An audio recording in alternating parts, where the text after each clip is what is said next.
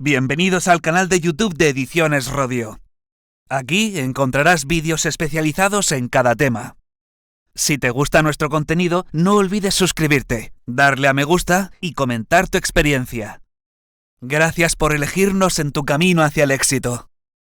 Recuerda que nuestros temarios también están disponibles en formato digital y papel. Para cualquier duda puedes escribirnos a info@edicionesrodio.com. Maestros de Pedagogía Terapéutica. Volumen 1. Tema 1. La evolución de la educación especial en Europa en las últimas décadas, de la institucionalización y del modelo clínico, a la normalización de servicios y al modelo pedagógico. 1. Introducción. La educación especial ha ido adquiriendo, con el paso del tiempo, una gran importancia teórica y práctica.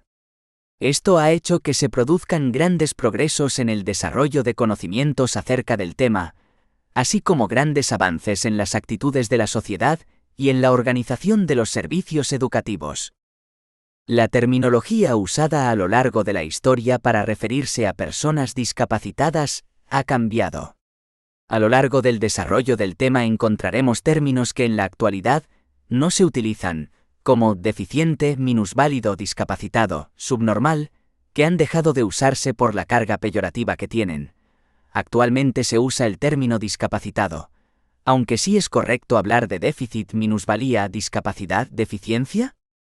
La concepción de la educación especial como sinónimo de la educación de alumnos con alguna discapacidad se ha ido transformando, aunque lentamente, en nuevos conceptos: necesidades educativas especiales, necesidad específica de apoyo educativo, que ponen el acento fundamentalmente en las necesidades educativas del alumno y en las adaptaciones que debe realizar el sistema educativo, los centros y la práctica docente en el aula para proporcionar una respuesta educativa adecuada. Durante mucho tiempo, la educación especial fue una educación paralela y segregada de la educación ordinaria. La evolución histórica ha ido apartando a la educación especial de concepciones segregacionistas. En los sistemas educativos europeos se ha producido un cambio significativo en relación a la atención de estos alumnos AS, partiendo de una concepción basada en la excepcionalidad y segregación, hasta llegar a concepciones más normalizadoras e inclusivas. Así, queda reflejado en la Ley Orgánica 3/2020, de 29 de diciembre, por la que se modifica la Ley Orgánica 2/2006, de 3 de mayo, de Educación, LOMLOE, que establece que la escolarización del alumnado con necesidad específica de apoyo educativo deberá estar regida por los principios de inclusión y participación, calidad, equidad, no discriminación e igualdad efectiva en el acceso y permanencia en el sistema educativo, accesibilidad universal para todo el alumnado. 2. La evolución de la educación especial en Europa en las últimas décadas. Por motivos muy variados, sociales, políticos, ideológicos, etc., a lo largo de la historia han existido siempre personas consideradas distintas a las que se ha calificado de muchas maneras: retrasados, idiotas, imbéciles, etc., pero siempre con un sentimiento común de rechazo. La preocupación por la conducta de las personas con alguna deficiencia ha sido una constante histórica, aunque no en todos los momentos se ha abordado, conceptual y educativamente, con acierto y rigor. Desde el punto de vista organizativo y de la práctica concreta, la educación especial ha existido en los últimos tiempos como un subsistema dentro de la planificación del sistema educativo general. 2,1. Modelo clínico e institucionalización. En este modelo educativo, el modelo clínico, existía un fuerte rechazo a la diferencia. A lo largo de este período, la terminología para referirse a estas personas sufrió una constante evolución, así como sus diagnósticos y tratamientos médicos. Estas personas han sido objeto de tratos muy distintos en el tiempo. Así, hasta el siglo XVI, la tradición demonológica consideraba la deficiencia como fruto de causas ajenas al hombre. Los que la padecían eran considerados como demonios y, por tanto, eran aceptados resignadamente en caridad, con rechazo, e incluso se practicaban infanticidios.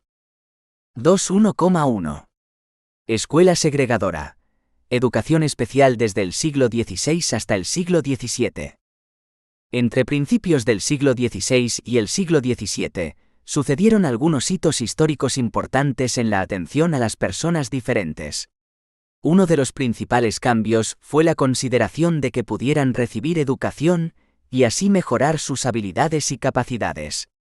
Algunos de los autores que contribuyeron a este cambio fueron: en 1550, Laso de la Vega publicó el libro Tratado Legal de los Mudos.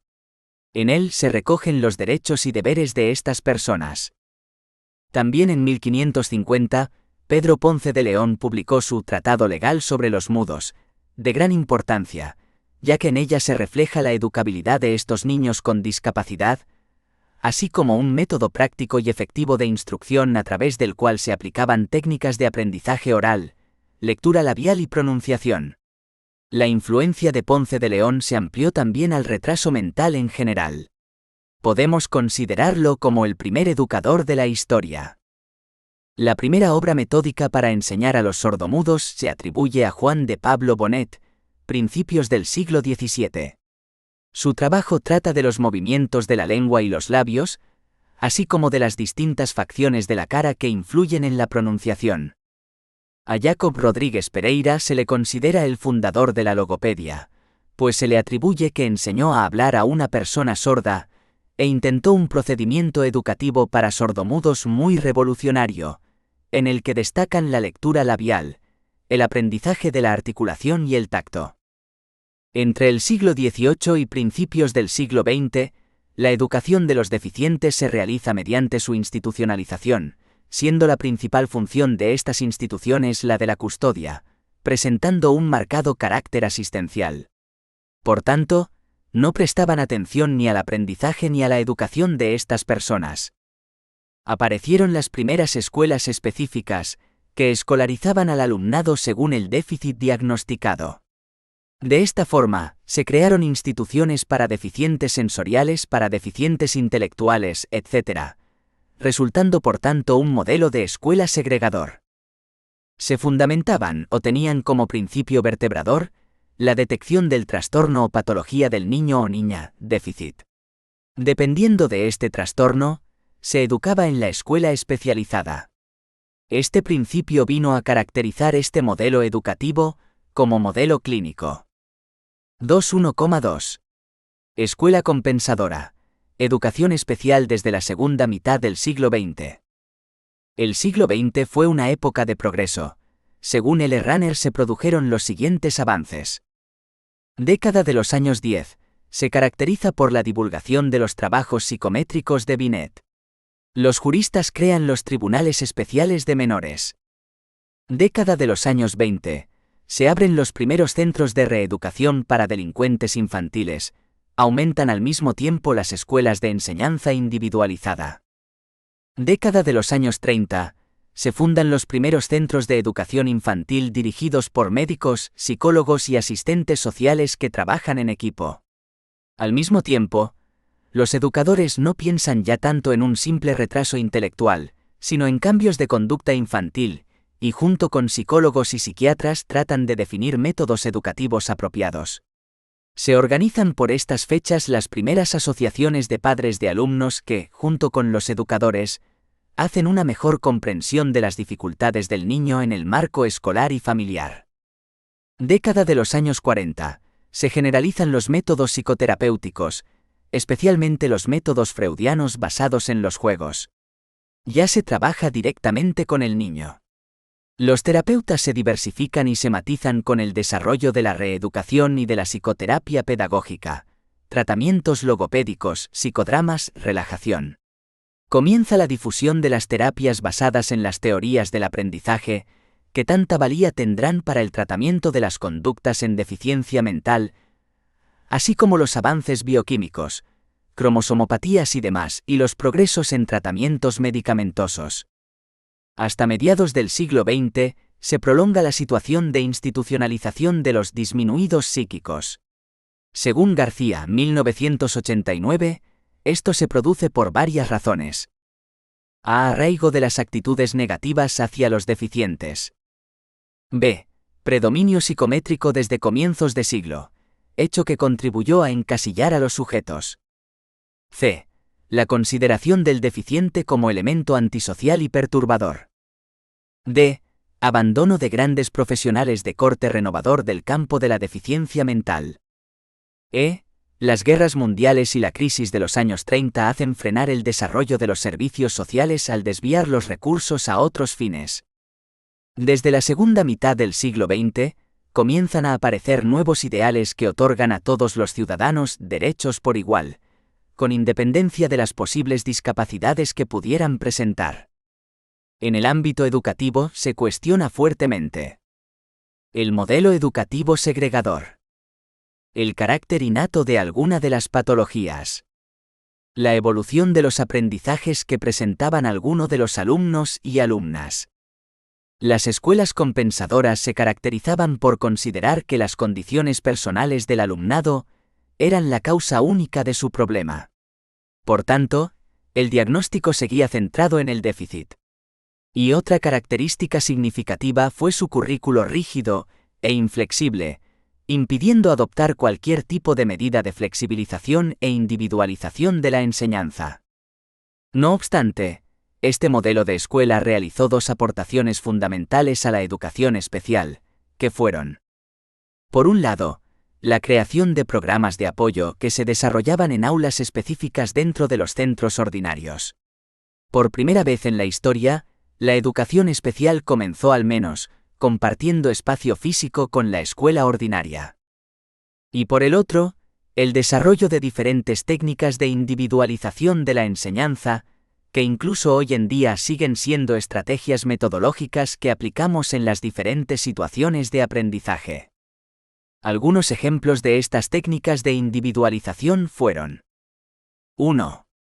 Los Individualized Education Plans, que consistían en un currículo individual para cada alumnado, que incluía programas de desarrollo individualizado. 2. El trabajo por fichas, desarrollado por Robert Dotrens para orientar el trabajo de forma individual. 3. El aprendizaje entre iguales. 4. Los contratos educativos. 5. La enseñanza programada.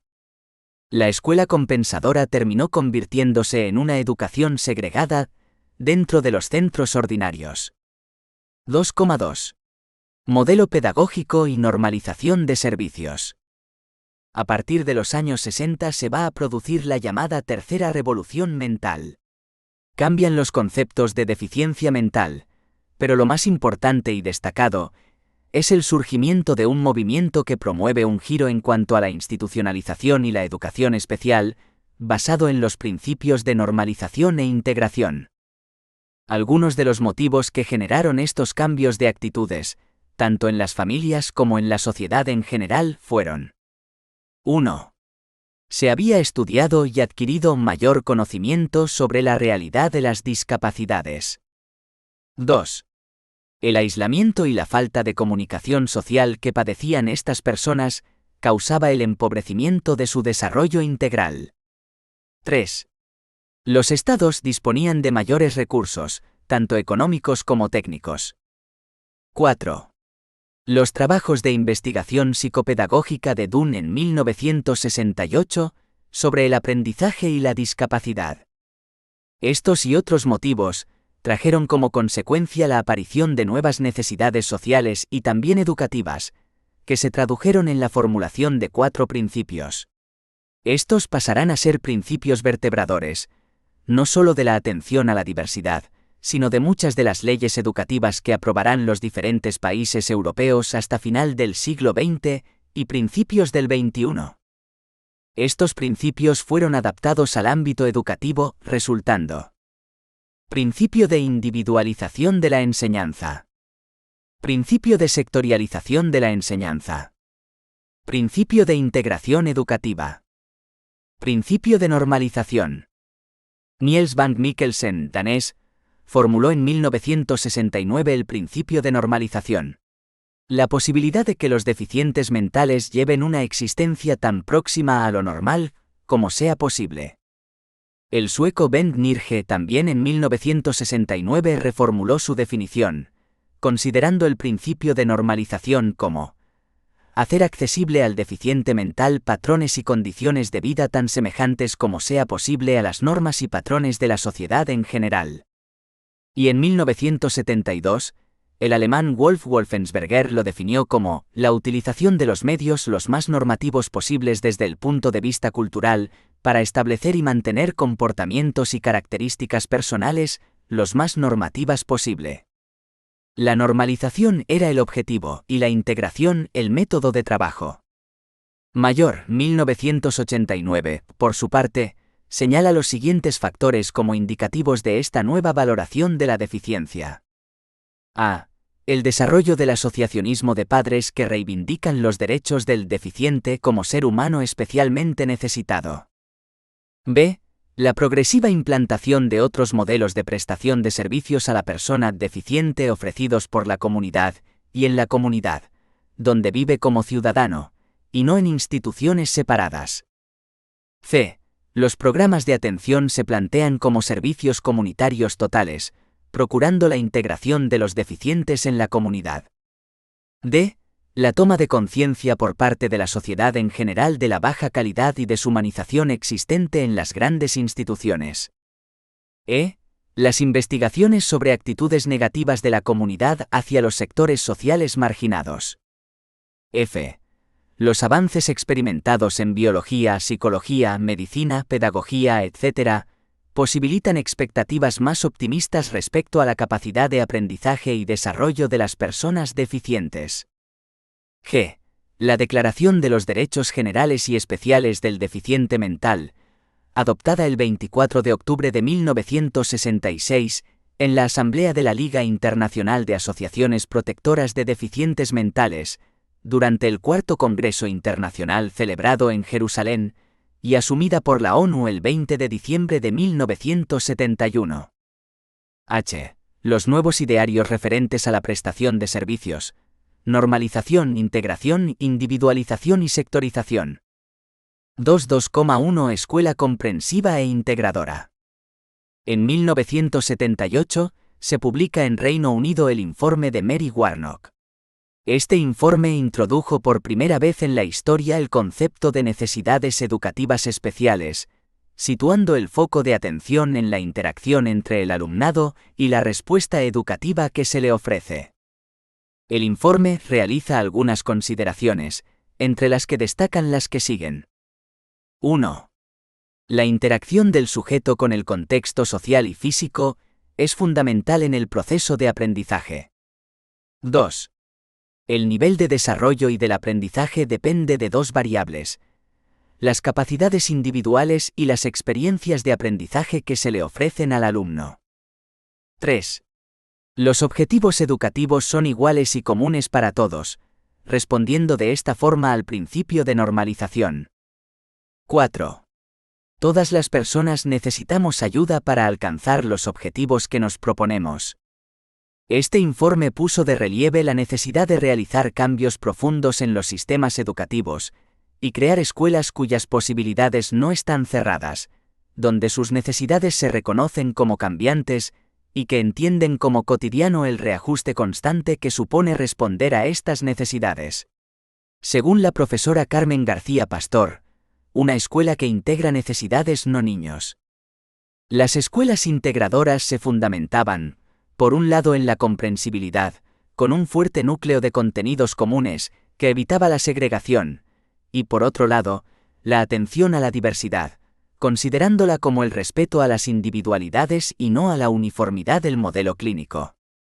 Otro de los cambios propuestos en los sistemas educativos europeos a raíz de la aparición del informe Warnock fue el modelo de currículo, pasando a ser un currículo común, flexible, significativo, equilibrado y continuo. Esta nueva concepción de la educación desarrolla habilidades y destrezas y aspectos psicosociales, contribuyendo de esta forma al desarrollo integral del alumnado. Y además, cede importancia al proceso y a las estrategias educativas. El concepto de integración educativa supuso implementar el principio de normalización en la escuela. La integración educativa posibilitó que los alumnos con dificultades compartieran espacios físicos y temporales, además de un mismo currículo educativo, formando de esta manera parte real del sistema educativo ordinario. Entendemos con Birch 1974 que la integración escolar consiste en la unificación de la educación ordinaria y la especial, ofreciendo una serie de servicios a todos los niños en base a sus necesidades individuales de aprendizaje. En el informe Warnock se analizaron variables como el nivel de competencia curricular del alumno, el currículo, las características del centro educativos, las características del profesorado y los recursos humanos y materiales que el alumno necesitaba y de los que se disponía, concluyendo de este análisis los diferentes niveles de integración educativa, adaptados después en los diferentes sistemas educativos europeos.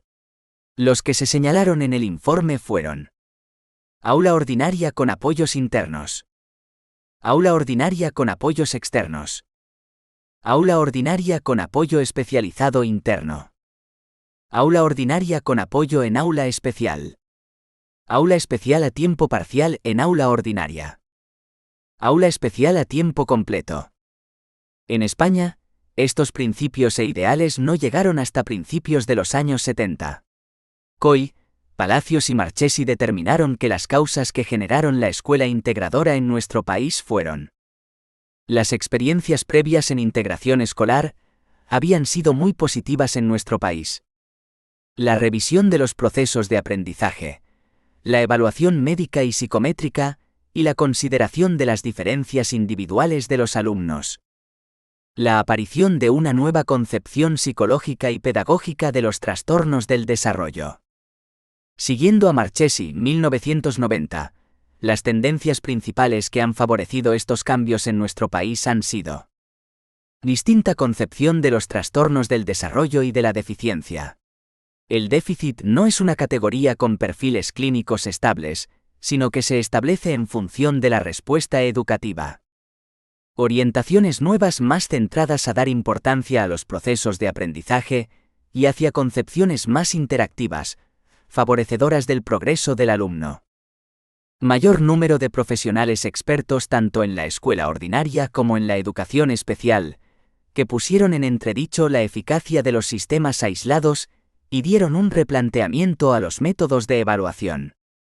La escolarización obligatoria, formalmente impuesta, hizo que las escuelas y los profesionales se encontraran con la necesidad de dar respuesta a todos esos alumnos a pesar de sus diferentes capacidades. El concepto de fracaso escolar provocó el replanteamiento de las nociones de normalidad, fracaso y deficiencia. Los resultados muy limitados, que se obtenían con un determinado número de alumnos, hizo plantear nuevas formas de escolarización con mayores garantías de éxito. Posteriormente se produjo un aumento de experiencias positivas de integración que fue creando un clima cada vez más favorable. Auge de la normalización en todos los sectores de los servicios sociales, unido a una mayor sensibilidad social con respecto a los derechos de todos, a una educación integradora. En nuestro país este modelo de escuela también tuvo críticas, entre otras destacan las que realizó Lucas considerando: la utopía de los valores de la integración en una sociedad como la nuestra. El concepto de integración y necesidad educativa especial mal entendido puede resultar un concepto vago y poco preciso. 2,3. Modelo inclusivo, escuela inclusiva. Al igual que como sucediera en otras épocas, la aparición de nuevas ideas y necesidades, y el cuestionamiento de la insuficiencia de la escuela integradora, desemboca en un nuevo modelo de escuela, y un paso más en la evolución de la educación especial.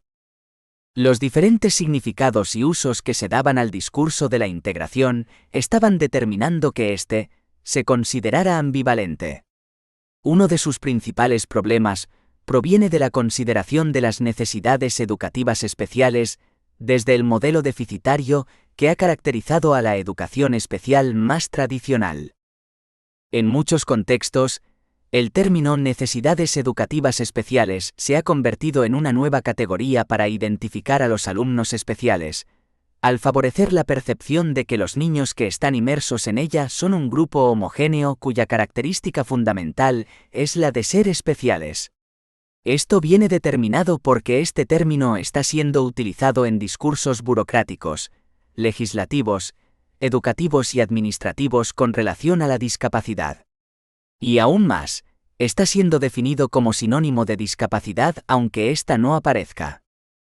Len Barton, 1986, afirma, a este respecto, que mientras que la sociedad ha defendido y hasta ha alardeado del progreso que se ha conseguido y se ha proporcionado a las personas discapacitadas en los últimos tiempos, las voces que empiezan a oírse cada vez más de las personas discapacitadas hablan de sentimientos de explotación, exclusión y deshumanización. Blachu, 1999, manifiesta sobre este particular que a numerosos alumnos, por el hecho de ser clasificados como alumnos con necesidades educativas especiales, se les supone una discapacidad sin tenerla. Considera que la integración se ha convertido en una noción muy controvertida, siendo del todo necesario que identifiquemos aquellas barreras que discapacitan más que la propia discapacidad, con el fin de poder actuar contra ellas. Por tanto, el proceso de la integración exige ser repensado y redefinido, puesto que reproduce el modelo médico centrado en diagnosticar las deficiencias y en establecer modelos de enseñanza específicos impartidos por especialistas. La educación inclusiva puede constituir el medio para ello. La educación inclusiva se centra en cómo apoyar las cualidades y las necesidades de cada uno y de todos los estudiantes en la comunidad escolar, para que se sientan bienvenidos y seguros y alcancen el éxito. Requiere pensar en la heterogeneidad del alumnado como una situación normal del grupo clase y poner en marcha una planificación educativa acorde que permita utilizar a los docentes tanto distintos niveles instrumentales y actitudinales como recursos intrapersonales e interpersonales que beneficien a todos los alumnos. Mir, 1997. Por tanto, reivindica una acción educativa que responda de la manera más eficaz a la diversidad de todos los alumnos. Este punto de vista ha dado lugar a una serie de modelos tales como la Escuela Especial Hecha Normal, de Sen, 1987, la Escuela Efectiva para Todos, Ainscow, 1991, la Escuela Dadocrática, Screech, 1991, la Escuela Heterogénea, Villa y Thousand, 1992, o la Escuela Inclusiva, UNESCO, 1994. Booth en numerosos trabajos 1996, 1998, 1999, plantea que el término inclusión no significa lo mismo en todos los países, por lo que lo considera un término resbaladizo. Por eso afirma que más que otorgarle un significado unívoco, hay que analizarlo desde una amplia gama de discursos, siendo en su opinión más adecuado hablar de inclusiones. Este planteamiento, asumido por Dyson, 2001, le ha llevado a realizar un análisis de la situación existente en el contexto internacional. Tras ella propone 4 formas de concebir la inclusión e indica que la política educativa debe precisar con claridad la variedad de inclusión que quiere promover y conocer sus puntos fuertes y débiles. 1. La inclusión como educación para todos. Proviene esencialmente de la labor desarrollada por la UNESCO en pro de que la educación llegue a todos los niños en edad escolar, como indicamos anteriormente. Su reconocimiento decisivo se produce en 1994 con la Declaración de Salamanca, momento en el que se adopta internacionalmente el término de educación inclusiva.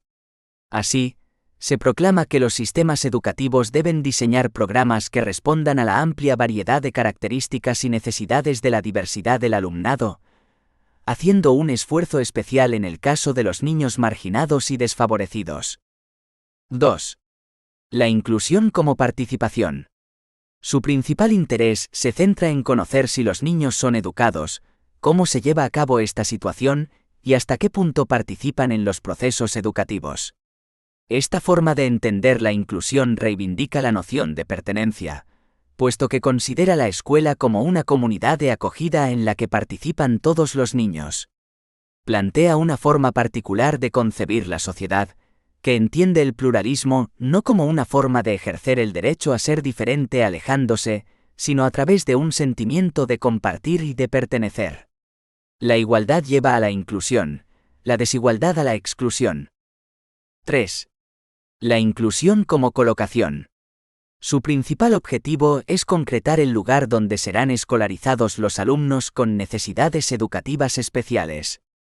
Aunque esta acepción centrada en el emplazamiento ha sido fuertemente criticada en aquellos contextos donde la integración lleva funcionando mucho tiempo, en otros, en cambio, donde la integración no existe, representa el reconocimiento de los derechos civiles de numerosas personas con discapacidades que no tienen acceso a la educación o que siguen segregados en los centros de educación especial. 4. La inclusión social. La inclusión no se refiere solamente al terreno educativo, sino que el verdadero significado de ser incluido lleva implícita la inclusión social, la participación en el mercado laboral competitivo, fin último de la inclusión. Aunque estas acepciones de la inclusión presentan sus propias peculiaridades, sus puntos en común podrían establecerse en cuanto a su compromiso por la creación de una sociedad más justa, el deseo de crear un sistema educativo más equitativo y la convicción de que la respuesta de las escuelas regulares frente a la diversidad estudiantil, y especialmente frente a los grupos de estudiantes marginados, constituye un medio de hacer realidad estos compromisos. Convertir las escuelas en escuelas inclusivas requiere, pues, dar una respuesta educativa acorde a las necesidades de su alumnado y desarrollar propuestas didácticas que estimulen y fomenten la participación de todos los alumnos. En esta línea de argumentación, la educación inclusiva se opone a cualquier forma de segregación y a cualquier argumento que justifique la separación en el ejercicio de los derechos a la educación. Steinbach y Steinbach 1999, Blachu 1999, Arnaiz 2000. 3. Evolución de la educación especial en España. Desarrollo normativo. La educación especial en nuestro país y las diferentes regulaciones legislativas tanto en el ámbito social como educativo han sufrido una gran evolución. A lo que debemos añadir además, la diversidad de adaptaciones y consideraciones que ha tenido en la legislación de las diferentes comunidades autónomas. En este punto señalaremos las principales normas aprobadas y o hitos, y su contribución a la evolución de la educación especial. Año. Norma hito. Contribución a la evolución de la EE. Antes 1970. Vacío legal y normativo. 1970. Ley 14/1970. De 4 de agosto, General de Educación y Financiamiento de la Reforma Educativa. Ley Moyano. Considera el tratamiento educativo de los deficientes e inadaptados. Centros de educación especial segregados. Otorga derecho de plena vida social e incorporación al sistema laboral. 1975. Instituto Nacional de Educación Especial. Ordenación de los centros de educación especial. 1978. Constitución Española, de 29 de diciembre de 1978. Considera a todos los españoles iguales ante la ley, y no se les podrá discriminar por ninguna causa. Considera la rehabilitación e integración de los disminuidos. Otorga derecho al disfrute de los derechos de los ciudadanos. Reconocimiento del derecho a la educación. Plan Nacional sobre Educación Especial. Formación de docentes especialistas en educación especial. Desarrollo del currículo de EE. Desarrollo programas de desarrollo individualizado. Creación de los equipos de apoyo. Aproximación a los principios de normalización, integración, sectorialización e individualización. 1982. Ley 13/1982, de 7 de abril de Integración Social de los Minusválidos. LISMI. Integración de las personas con minusvalías físicas o sensoriales en la sociedad en general. Enumeró los principios de normalización, integración, sectorialización e individualización.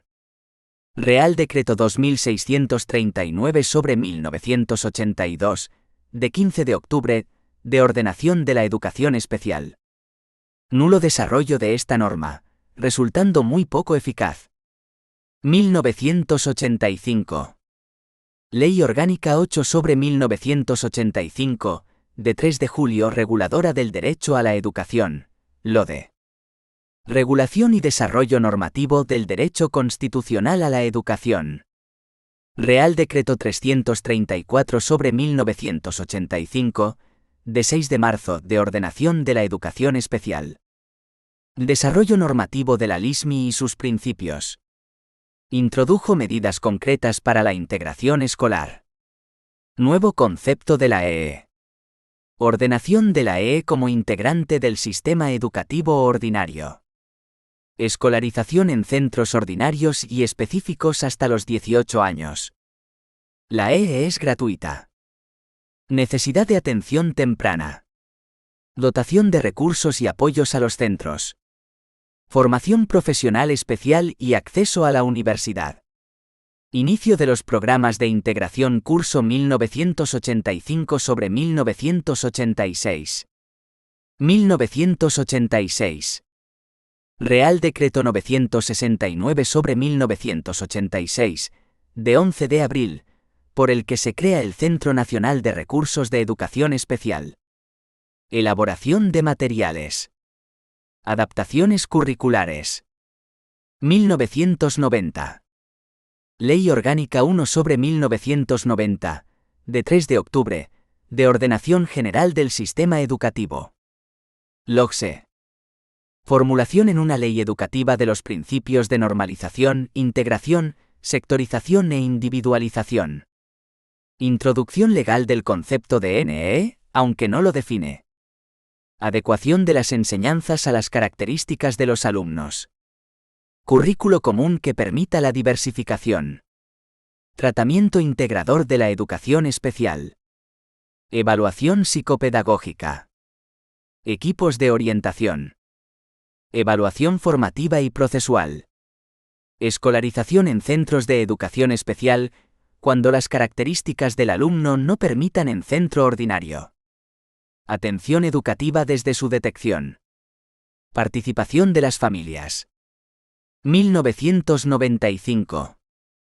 Ley Orgánica 9 sobre 1995, de 20 de noviembre, de la participación, la evaluación y el gobierno de los centros docentes, LOPEG. Definición del alumnado con necesidades educativas especiales. Real Decreto 696 sobre 1995, de 28 de abril, de ordenación de la educación de los alumnos con necesidades educativas especiales. Desarrollo normativo de la LOGSE. Formación del profesorado como elemento de calidad. Inclusión en los proyectos educativos, las medidas de atención a la diversidad. 2002. Ley Orgánica 10 sobre 2002, de 23 de diciembre de calidad de la educación, LOCE. Definición del concepto de equidad como principio de calidad. 2006. Ley Orgánica 2 sobre 2006, de 3 de mayo de educación. LOE. Menciona por primera vez el concepto de inclusión. Denominación del alumnado NEE, como alumnado con necesidad específica de apoyo educativo, ACNEAE. Potenciar el desarrollo máximo de sus capacidades. Atención integral. Identificación temprana. Colaboración entre administraciones. 2013. Ley Orgánica 8 sobre 2013, de 9 de diciembre para la mejora de la calidad educativa, LOMCE. Refiere de forma específica que el alumnado con TDAH o trastorno por déficit de atención por hiperactividad requiere una atención educativa diferente. Introduce el concepto de alumnos con dificultades específicas de aprendizaje. 2020. Ley Orgánica 3 sobre 2020, de 29 de diciembre por la que se modifica la Ley Orgánica 2 sobre 2006, de 3 de mayo de Educación, LOMLOE. Inclusión enfoque de los derechos de la infancia de Naciones Unidas.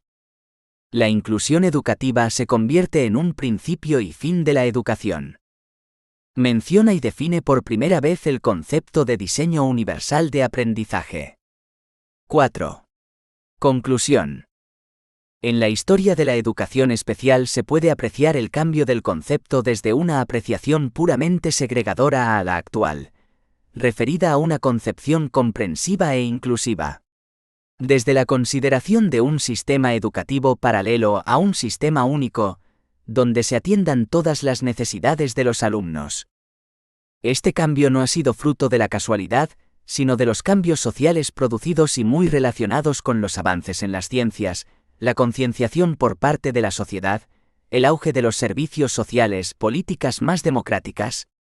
Los principios estaban ligados a una concepción negativa y ambigua, donde la respuesta que se ofrecía era la institucionalización.